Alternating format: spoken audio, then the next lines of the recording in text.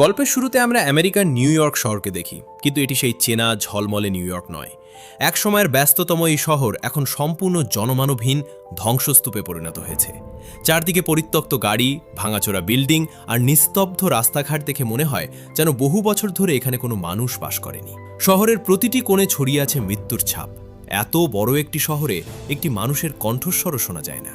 তখন স্বাভাবিকভাবেই প্রশ্ন জাগে, এই শহরের মানুষগুলো কোথায় গেল? তারা কি সবাই মারা গেছে, নাকি এমন কোনো ভয়ঙ্কর শক্তি এই শহর দখল করে নিয়েছে যার ভয়ে কেউ ঘর থেকে বের হওয়ার সাহস পায় না? ঠিক তখনই এই মিনিরবতার মাঝে দেখা যায় একটি লাল রঙের স্পোর্টস কার প্রচণ্ড গতিতে জনশূন্য রাস্তা দিয়ে ছুটে যাচ্ছে। গাড়িটি চালাচ্ছে রবার্ট, আর তার পাশে বসে আছে তার একমাত্র সঙ্গী, পোষা কুকুর স্যাম। তারা দুজন শিকারের উদ্দেশ্যে বের হয়েছে। কিছুক্ষণ পর তাদের সামনে একটি হরিণের পাল এসে পড়ে। রবার্ট দ্রুত গাড়ির গতি বাড়িয়ে হরিণগুলোর পিছু নেয় এবং বন্দুক তাক করে গুলি ছোড়ে, কিন্তু কোনো গুলিই লক্ষ্যভেদ করতে পারে না। হরিণগুলো ছুটে পালাতে থাকে। কিছুদূর যাওয়ার পর রাস্তা পরিত্যক্ত গাড়িতে বন্ধ হয়ে থাকায় রবার্ট বাধ্য হয়ে গাড়ি থামায়। সেই সুযোগে সব হরিণ জঙ্গলের দিকে পালিয়ে যায়। তবে একটু পর রবার্ট একটি একা হরিণ দেখতে পায়। সে ধীরে ধীরে আড়াল দিয়ে এগিয়ে গিয়ে স্নাইপার রাইফেল তাক করে। ঠিক গুলি করার মুহূর্তেই একটি বিশাল সিংহ হরিণটির ওপর ঝাঁপিয়ে পড়ে। রবার্ট চাইলে সিংহটিকে মেরে শিকার নিতে পারত, কিন্তু তখনই একটি সিংহী তার ছোট্ট শাবককে নিয়ে সেখানে এসে দাঁড়ায়। নিজের স্ত্রী ও ছোট্ট মেয়ের কথাটা মনে পড়তেই রবার্টের মন নরম হয়ে যায়। সে বন্দুক নামিয়ে নেয় এবং প্রাণীগুলোকে শান্তিতে চলে যেতে দেয়। এই সময় তার হাত ঘড়ির অ্যালার্ম বেজে ওঠে। রবার্ট আকাশের দিকে তাকিয়ে দেখে সূর্য প্রায় অস্ত যেতে চলেছে। মুহূর্তের মধ্যেই তার মুখে আতঙ্কের ছাপ ফুটে ওঠে, যেন রাত নামার আগেই তাকে নিরাপদ আশ্রয়ে ফিরতে হবে। সে দ্রুত স্যামকে নিয়ে বাড়ির দিকে রওনা হয়। বাড়ি পৌঁছেই দরজার সামনেও চারপাশে ব্লিচ ছিটিয়ে দেয়, যাতে কোনো প্রাণী তার গন্ধ অনুসরণ করে এখানে পৌঁছাতে না পারে। এরপর বাড়ির সব দরজা জানালা শক্ত করে বন্ধ করে দেয়, লাইট নিভিয়ে পুরো বাড়ি অন্ধকার করে ফেলে। সবশেষে স্যামকে নিয়ে বাথটাবের ভেতরে একদম নিঃশব্দে শুয়ে থাকে। কিছুক্ষণ পর বাইরে থেকে ভেসে আসে ভয়ঙ্কর গর্জন, আঁচটানো শব্দ আর অদ্ভুত চিৎকার। সেই শব্দ শুনে রবার্ট নিজের মুখ চেপে ধরে নিঃশ্বাস পর্যন্ত আটকে রাখে, কারণ সে জানে বাইরে যে জিনিসগুলো ঘুরে বেড়াচ্ছে তারা যদি তার উপস্থিতি টের পায় তাহলে কোনোভাবেই আর বাঁচার সুযোগ থাকবে না।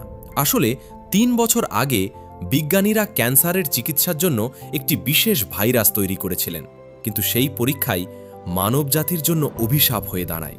ভাইরাসটি দ্রুত ছড়িয়ে পড়ে এবং পৃথিবীর প্রায় ৯০% মানুষ এতে আক্রান্ত হয়ে ভয়ঙ্কর এক প্রাণীতে পরিণত হয়। এই সংক্রমিত মানুষদের বলা হয় ডার্ক সিকার্স। সূর্যের আলো তাদের শরীর সহ্য করতে পারে না, তাই তারা কেবল রাতের অন্ধকারেই বের হয়। তাদের ঘ্রাণ শক্তি এতটাই তীক্ষ্ণ যে অনেক দূর থেকেও জীবিত মানুষের গন্ধ শুঁকে ফেলতে পারে। সেই কারণেই রবার্ট প্রতিদিন বাড়ির চারপাশে ব্লিচ ব্যবহার করে নিজের গন্ধ লুকিয়ে রাখে। পরদিন সকালে ঘুম থেকে উঠে রবার্ট নিয়মিত শরীর চর্চা করে। এরপর সে বাড়ির বেসমেন্টে থাকা নিজের ল্যাবরেটরিতে যায়। সেখানে অনেকগুলো সংক্রমিত ইঁদুরের ওপর সে বিভিন্ন ওষুধের পরীক্ষা চালিয়ে যাচ্ছে, কারণ রবার্ট পেশায় একজন বিজ্ঞানী। ৩ বছর আগে ভাইরাস ছড়িয়ে পড়ার সময় সে নিজের স্ত্রী এবং ছোট্ট মেয়েকে হারিয়েছিল। সেই দিন থেকেই তার জীবনের একমাত্র লক্ষ্য এই ভাইরাসের প্রতিষেধক আবিষ্কার করা এবং আক্রান্ত মানুষদের আবার স্বাভাবিক জীবনে ফিরিয়ে আনা। সেদিনও সে পরীক্ষাগুলো পর্যবেক্ষণ করতে গিয়ে হতাশ হয়ে পড়ে, কারণ বেশিরভাগ ইঁদুর আগের মতোই হিংস্র আচরণ করছে। কিন্তু শেষ খাঁচায় থাকা একটি ইঁদুরকে দেখে তার চোখে আনন্দের ঝিলিক ফুটে ওঠে। অন্যদের মতো সেটি আর আক্রমণাত্মক নয়, বরং সম্পূর্ণ শান্ত হয়ে বসে আছে, অর্থাৎ ওষুধটি কাজ করতে শুরু করেছে। রবার্ট সঙ্গে সঙ্গে সেই পরীক্ষার নম্বর লিখে রাখে। বহু মাসের নিরলস পরিশ্রমের পর অবশেষে সে এমন একটি প্রতিষেধক তৈরি করতে পেরেছে যা কার্যকর হওয়ার সম্ভাবনা দেখাচ্ছে। তবে এখন সেটি মানুষের ওপর পরীক্ষা করতে হলে তাকে একটি জীবিত ডার্ক সিকার্স ধরতে হবে, আর সেটাই সবচেয়ে বিপজ্জনক কাজ। এরপর রবার্ট প্রতিদিনের মতো স্যামকে নিয়ে শহরের একটি সুপার স্টোরে যায়। দোকানের সামনে দাঁড়িয়ে থাকা একটি ডামি পুতুলকে সে হাসি মুখে গুড মর্নিং বলে শুভেচ্ছা জানায়। ভেতরেও আরও অনেক পুতুল সাজিয়ে রেখেছে, যাদের সঙ্গে সে স্বাভাবিক মানুষের মতো গল্প করে। দীর্ঘ ৩ বছরের একাকিত্ব তাকে এমন অবস্থায় নিয়ে এসেছে যে এই পুতুলগুলোকেই সে নিজের বন্ধু হিসেবে কল্পনা করে। প্রয়োজনীয় খাবার ও সরঞ্জাম সংগ্রহের পর রবার্ট একটি সমুদ্র বন্দরে যায়। প্রতিদিনের মতো সে রেডিওতে একটি বার্তা সম্প্রচার করে। আমার নাম রবার্ট, আমি নিউ ইয়র্ক শহরের একজন জীবিত মানুষ। যদি কেউ আমার কণ্ঠ শুনতে পাও তাহলে এখানে চলে এসো। আমি তোমাকে খতমাকে খাবার, আশ্রয় ও নিরাপত্তা দেব। প্রতিদিন একই বার্তা সে শুধু এই আশায় পাঠায় যে হয়তো পৃথিবীর কোথাও আরেকজন মানুষ এখনো বেঁচে আছে। বার্তা পাঠানোর পর রবার্ট একটি যুদ্ধজাহাজের ওপর রাখা ব্ল্যাক জেটের ডানায় দাঁড়িয়ে গলফ খেলতে শুরু করে। স্যাম পাশে বসে মন দিয়ে তার খেলা দেখছিল। হঠাৎ স্যাম অন্যদিকে তাকিয়ে অদ্ভুত আচরণ করতে শুরু করে। রবার্ট স্কোপ দিয়ে তাকিয়ে দেখে দূরে একটি হরিণ দাঁড়িয়ে আছে।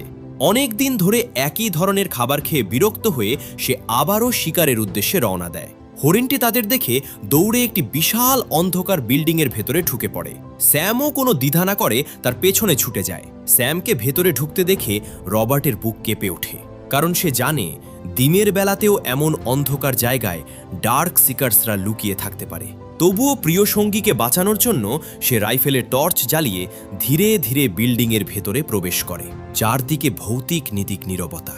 অন্ধকার করিডোরে প্রতিটি পদক্ষেপে প্রতিধ্বনি হচ্ছে। কোথাও কোথাও অদ্ভুত গর্জন আর হিস হিস শব্দ শোনা যাচ্ছে। কিছু দূর এগিয়ে সে একটি মৃত হরিণ দেখতে পায়। প্রথম মুহূর্তে তার মনে হয় সেটি হয়তো স্যাম, কিন্তু কাছে গিয়ে বুঝতে পারে ওটা সেই হরিণ যাকে তারা তাড়া করছিল। সে আবারও স্যামকে খুঁজতে থাকে। ঠিক তখনই টর্চের আলো সামনের দিকে পড়তেই তার শরীর ঠান্ডা হয়ে যায়। অসংখ্য ডার্ক সিকার্স দেয়ালের দিকে মুখ করে অদ্ভুতভাবে গাদাগাদি করে দাঁড়িয়ে আছে। তারা যেন গভীর ঘুমে বা অচেতন অবস্থায় রয়েছে। রবার্ট মুহূর্তের মধ্যেই টর্চের আলো নিভিয়ে ফেলে এবং নিঃশব্দে পেছাতে শুরু করে। ভাগ্যক্রমে কোনো ডার্ক সিকার্স তার উপস্থিতি টের পায় না। ধীরে ধীরে পাশের একটি ঘরে ঢুকে সে অবশেষে টেবিলের নিচে লুকিয়ে থাকা স্যামকে খুঁজে পায়। স্বস্তির নিঃশ্বাস ফেলে সে ফিসফিস করে বলে, চলো, এখনই এখান থেকে বের হতে হবে। কিন্তু স্যাম নড়ছিল না। সে ভয়ে কাঁপছিল এবং বারবার ঘরের এক কোণার দিকে তাকিয়ে গোঙাচ্ছিল।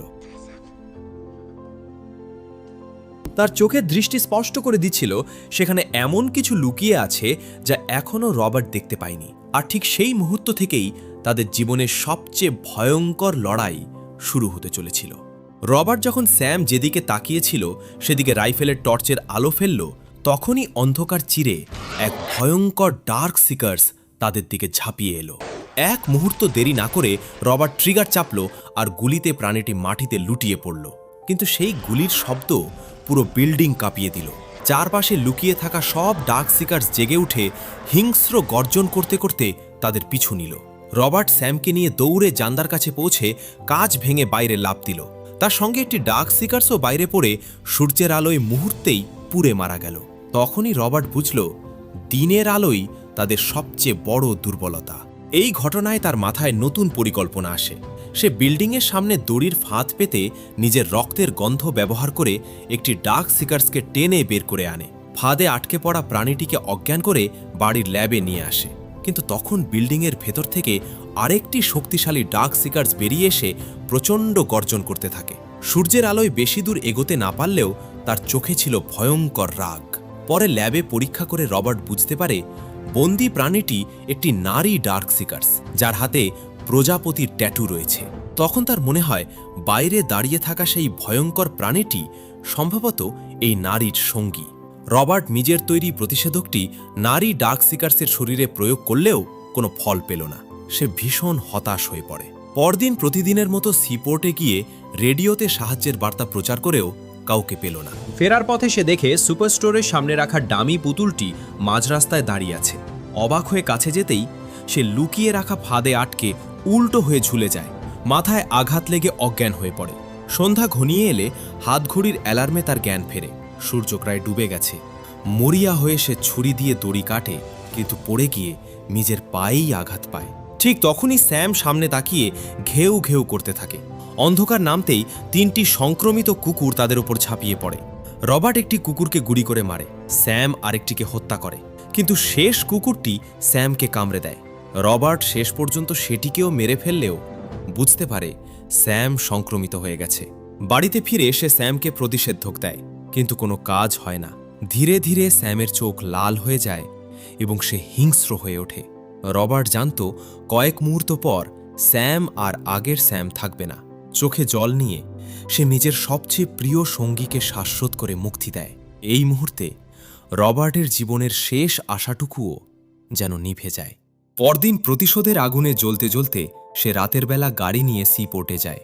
ডার্ক সিকার্সদের সামনে নিজেকে টোপ বানিয়ে একের পর এক তাদের গাড়ি চাপা দিতে থাকে, কিন্তু শত শত ডার্ক সিকার্স গাড়ি ঘিরে ফেলে। শেষ পর্যন্ত গাড়ি উল্টে যায়। রক্তাক্ত রবার্টকে হত্যা করতে যখন তাদের নেতা এগিয়ে আসে, ঠিক তখনই শক্তিশালী আলো জ্বলে ওঠে।